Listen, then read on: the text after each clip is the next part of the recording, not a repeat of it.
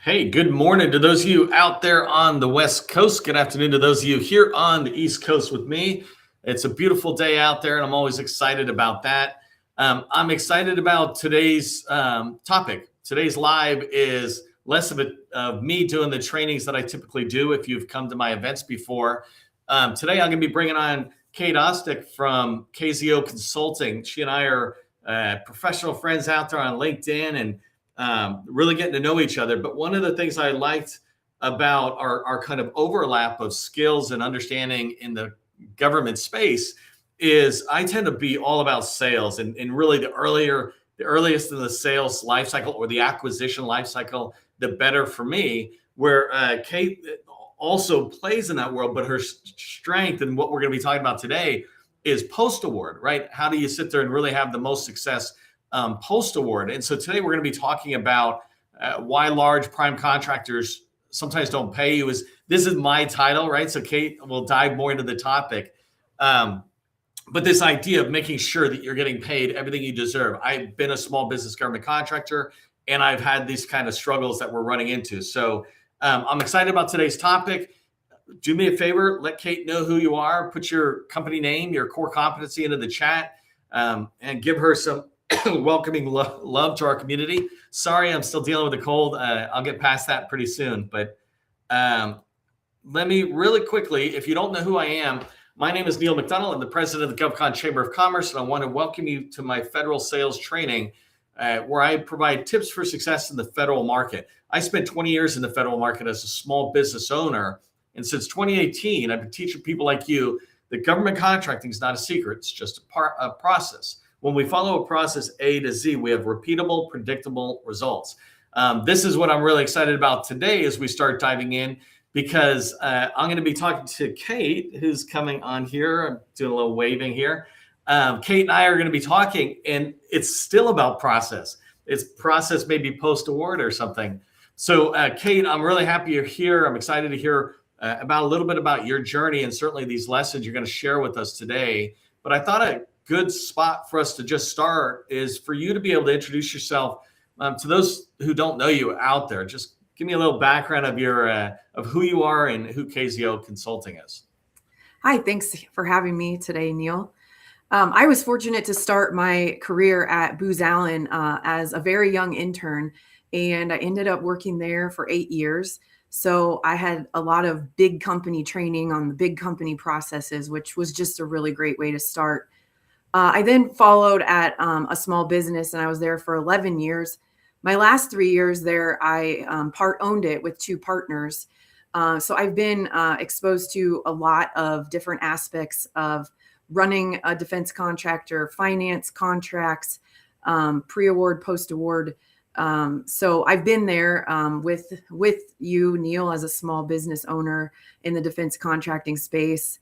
After I departed owning because I didn't see my kids and my husband enough, I took a little time off. And then ever since, I've been providing fractional services to defense contractors, usually post-award, sometimes pre-award, but I often serve as director of contracts or pricing or compliance for defense professional services firms. No, that's awesome. I actually preach a lot about being typecast or niching down really well. For those of you attending and watching our conversation today, I am going to be talking with Kate, niching down on a particular area. But like many of us, she can cover a broader aspect, but she's got specialty areas that really she's the best at. And those are fun to have conversations with people who are talking that way.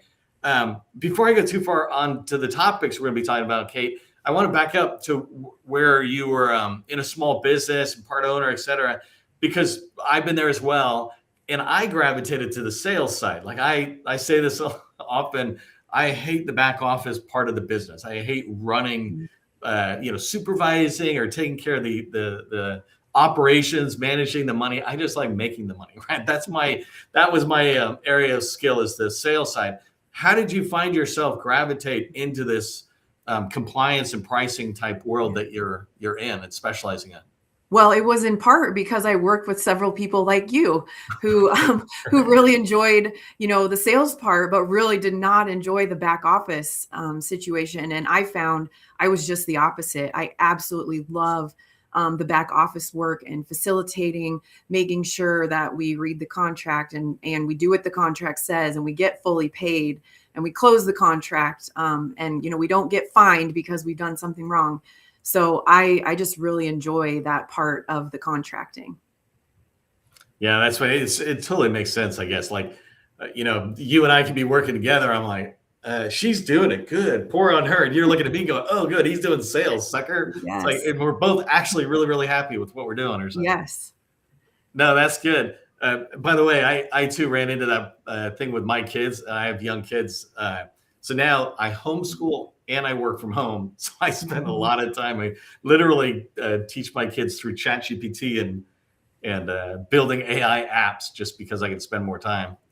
Yeah, that's awesome. I do get a lot more time with my kids. They're a little older now in 8th grade and high school, but so the high school one I especially don't see as much, but the moments I do are so worth it.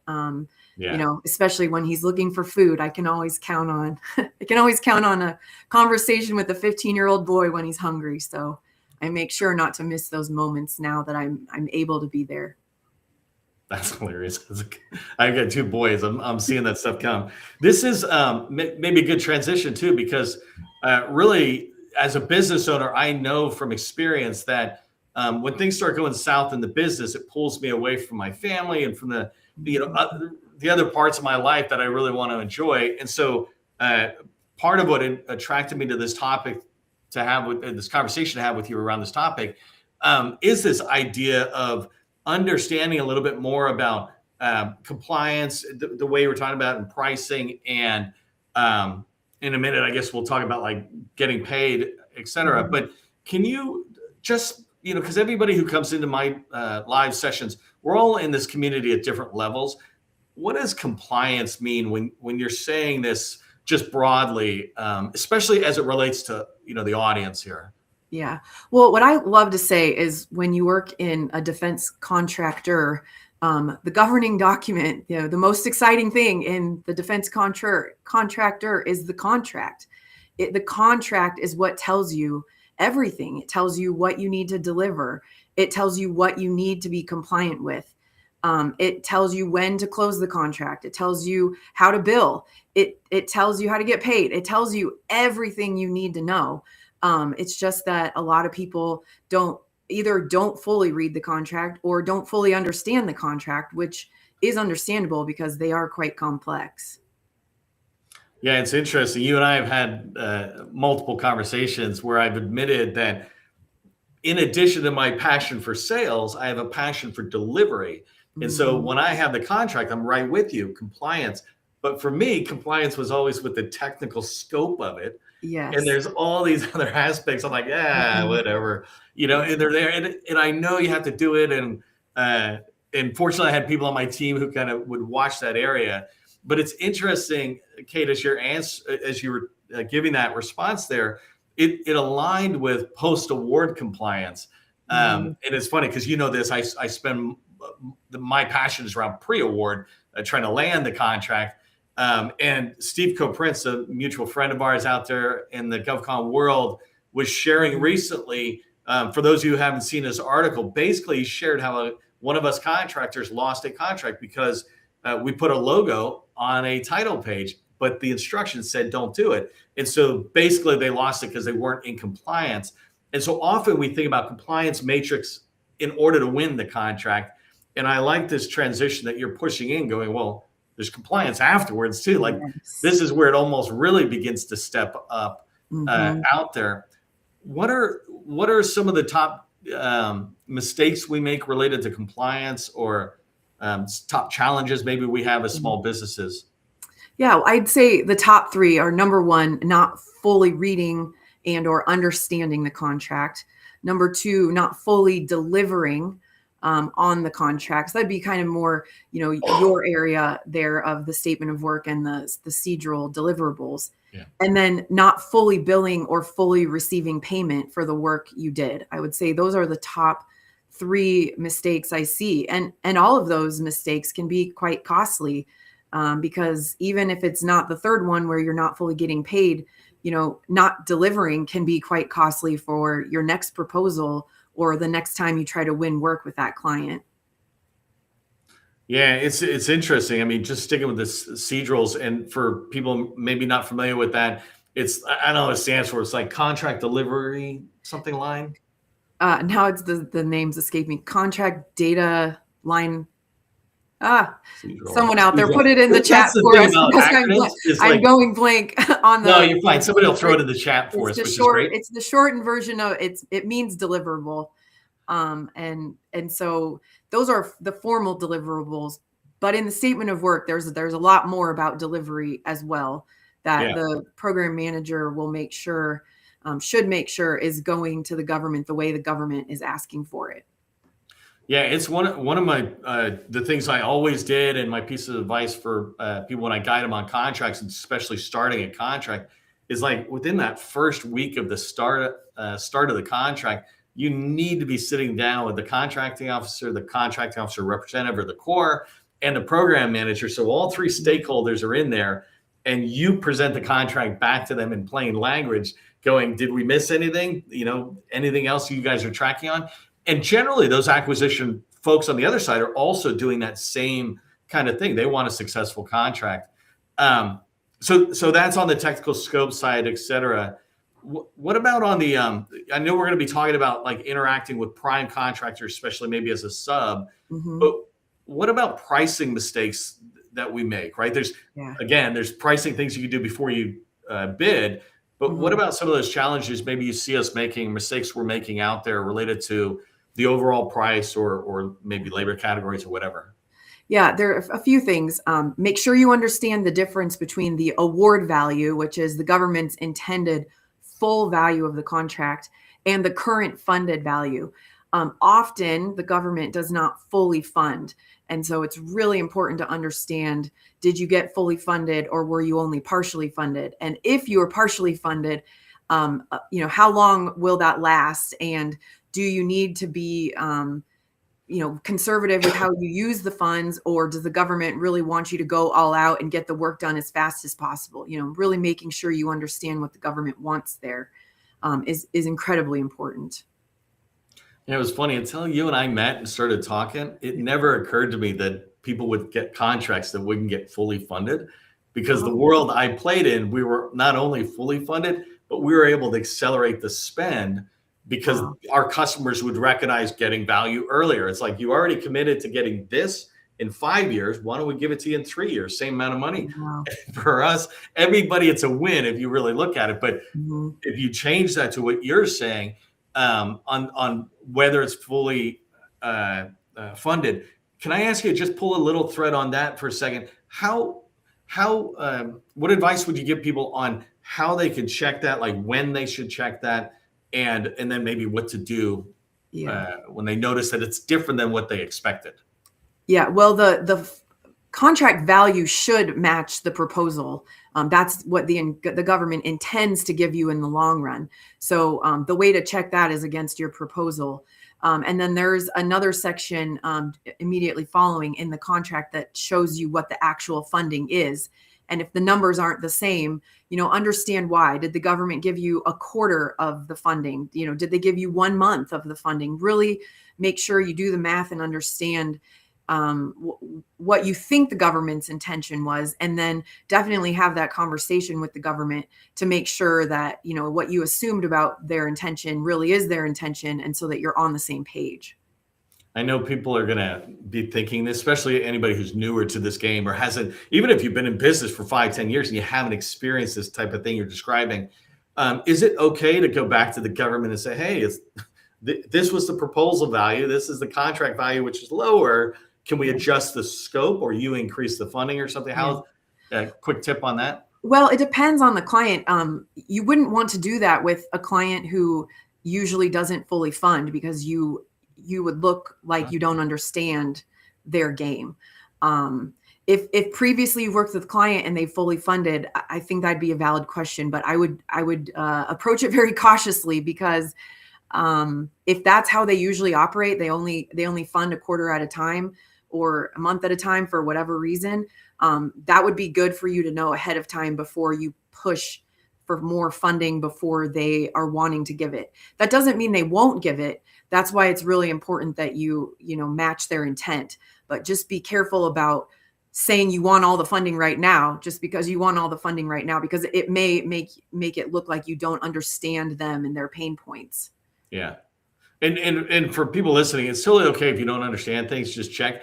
The small business professionals within your customer, that is exactly where they can help you post award. We often think of small business professionals as helping us learn about an opportunity or get introductions, but they're also somebody who will help you understand the execution of the contract, because they're part of the acquisition lifecycle. And the difference is they're more of a liaison who wants you to succeed than, to Kate's point about, hey, how come you guys aren't paying attention to how we do business? But that's perfect, because it's a new thing for some people to run into those situations. Yeah. So let's talk about that third one you talked about with just this whole idea of subcontracting and working with prime contractors. Talk to me more about the challenges that you see there and how we can begin to explore that. Yeah. So when you're a subcontractor, you have your own internal timekeeping system. Some common ones are Uninet, Procast, Deltek. There are many others out there, but those are some really well-known timekeeping systems. And then what happens when you're working for a large prime, and I'm talking about usually the well-known large primes, Booz Allen, Northrop Grumman, SAIC, the big dogs. They have what they call their supplier management systems.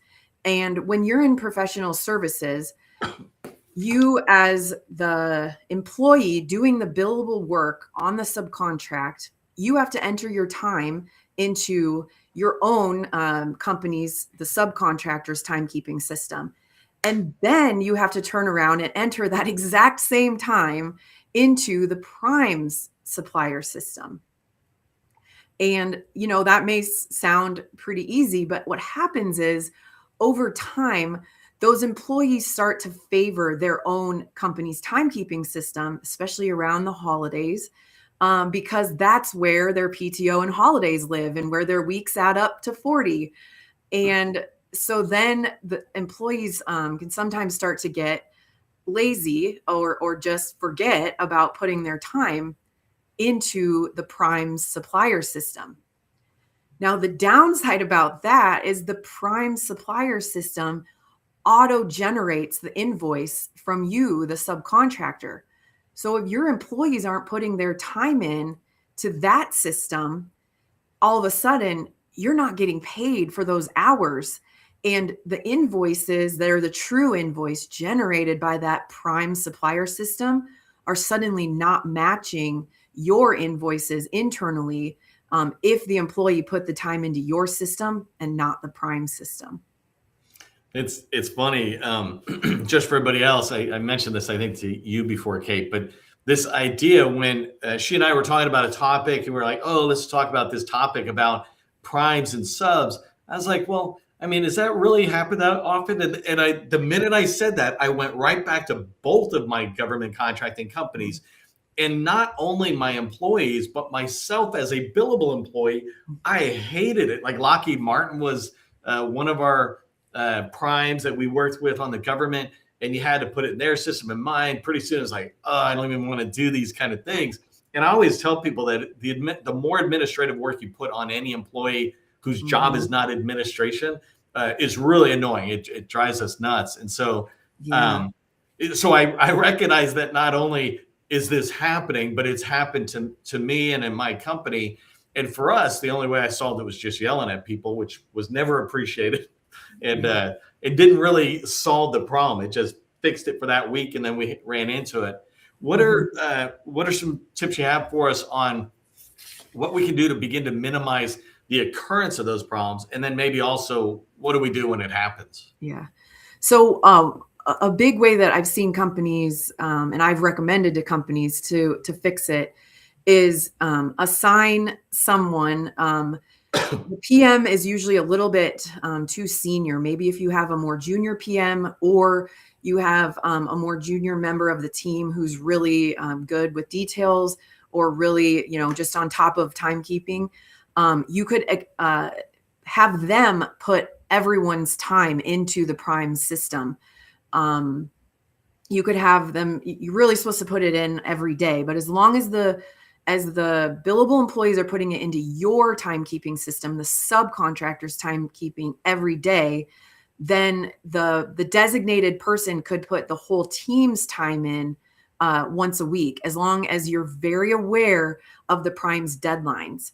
Another thing to be aware of is that these large primes are very often running their timekeeping on a weekly basis, whereas where smaller subcontractors often do it on a semi-monthly or monthly basis.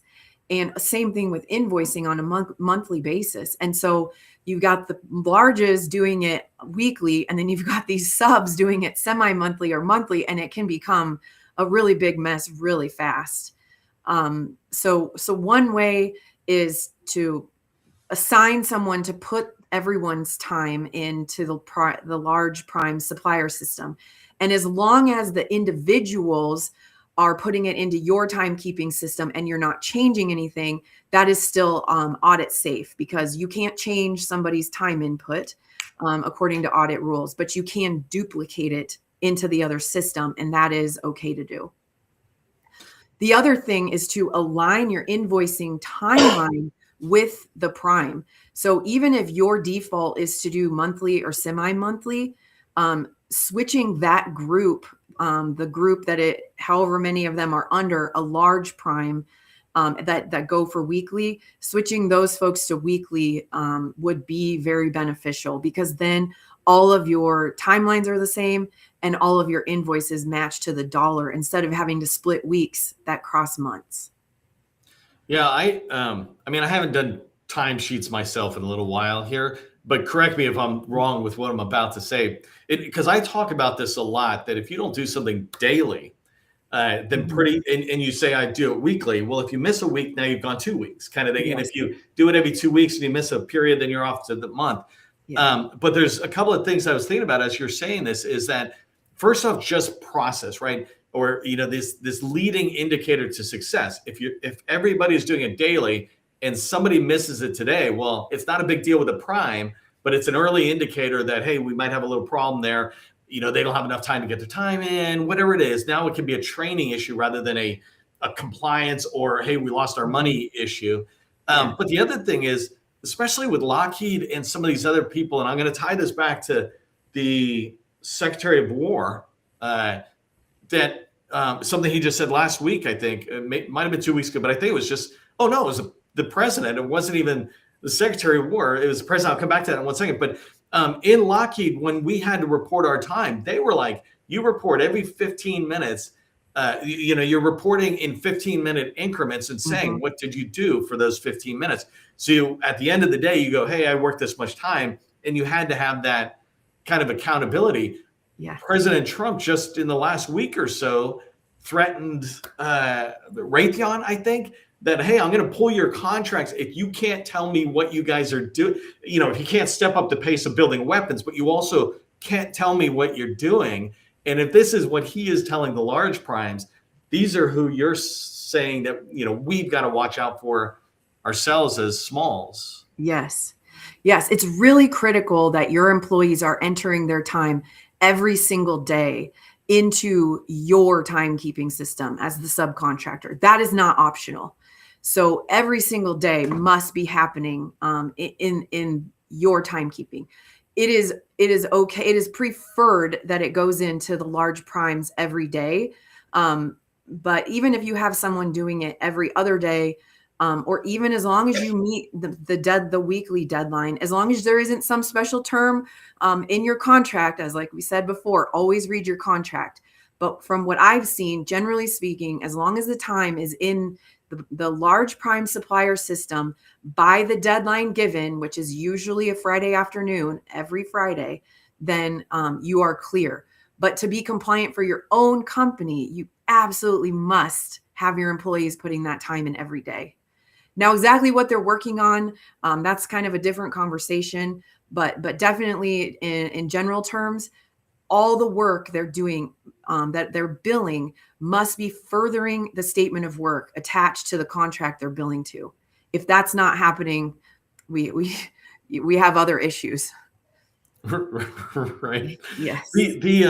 It's funny too, again, because I'm a sales guy first, kind of a way of looking at things. Even timekeeping, I look at it from a sales perspective, that if you can train people and get them into a rhythm of entering in clear communication about what they did that day, that's all stories that the company can tell when they're going to the prime to get a recompete with them or go after their own prime contracts, et cetera. Let me ask you, so if I'm running into these issues and there's payment mix-ups with the prime, et cetera, what kind of advice do you have for us about, like, part of the advice you're giving us is mostly avoid, but like, how do we mitigate it if it's popping up? Yes, if you're starting to see that some invoices are mismatching, or probably payments are mismatching, is what you'll really see. Pause and make sure that probably somebody in finance, possibly a PM, if you've got a really good one, go back and reconcile the timesheets. And I would recommend going back a minimum of a year, because if you're starting to see an issue cropping up with payments not matching, who knows how far back it went. And I have found tens of thousands of dollars that clients have accidentally underbilled, because no one was reconciling the timesheets from their subcontractor system against the large prime's supplier system. So reconcile. No, that's perfect. And by the way, for everybody listening, that is an area of specialty that Kate has, and KZO Consulting offers. Actually, let me put on her email really quick. Where is it? There. You should see her email, and maybe somebody can throw it in the chat. If you have questions about what we've been talking about, because we're running out of time here, if you have questions, reach out to Kate. This is what she does for other companies. She can help you explore this topic for your company. And to something she just said, part of a big value of her services is helping recover some of that lost revenue. And that's what it really is. I mean, it seems like as we have this conversation, we might be talking about compliance or timesheets and saying those are these kind of things. But really, when it comes down to this, Kate is here talking to us about how do we make sure that we get to keep all the revenue we've earned. And the primes and the government want us to have it as small businesses. We just sometimes make mistakes that she can help us avoid, or at least recover from. Yes. And the primes really do want you to have it. Not only is it lost revenue, which is incredibly important to a small business, it's also non-compliance. And so it is really important that if you reconcile, find that you've missed some revenue, that you appropriately reach out to your large prime and give them, give them all the information that you've reconciled, and make sure you request payment for those missed hours, because according to their contract with the government, they're supposed to be paying you, and they don't want to miss out on paying a small business, because that doesn't look good for them either. No, that's perfect. And I want people to just remember, as I'm always trying to tell people, hey, give me 2-3 words that is about your company. But if we tie a couple of word keyword phrase to your company and what we're talking about, is it postal work compliance? Is that a good thing for people to remember about your company? Yes, that would be great. Okay, that's perfect. So some of you might want to use Kate's services, reach out to her. Others of you are in the industry. Keep in mind, right? If they're looking for somebody who does American Sign Language, talk to Kami from Graham. And if they're looking for postal work compliance or an expansion on this topic, please keep Kate in mind and send an email to her and engage. Yes. Thanks so much for having me today, Neil. It's always fun to talk to you. I love how complementary our skills are. Yeah. Oh, you're welcome. I mean, from my perspective, it's exciting because I get to come across like I'm an expert because I'm just near you. But really, the whole time I'm learning. I'm like, okay, I'm understanding where you're at, what you're doing. Even though I've had my own companies, there's so much that each of us can learn from each other. And so I appreciate you coming on. I'm going to have you come back another time and kind of explore other topics like we talked about. But for now, thank you very much. I'm going to tell people to follow back up with you on email, which you can see here at kate@kzoconsulting.com, or they can connect with you on LinkedIn as well, right?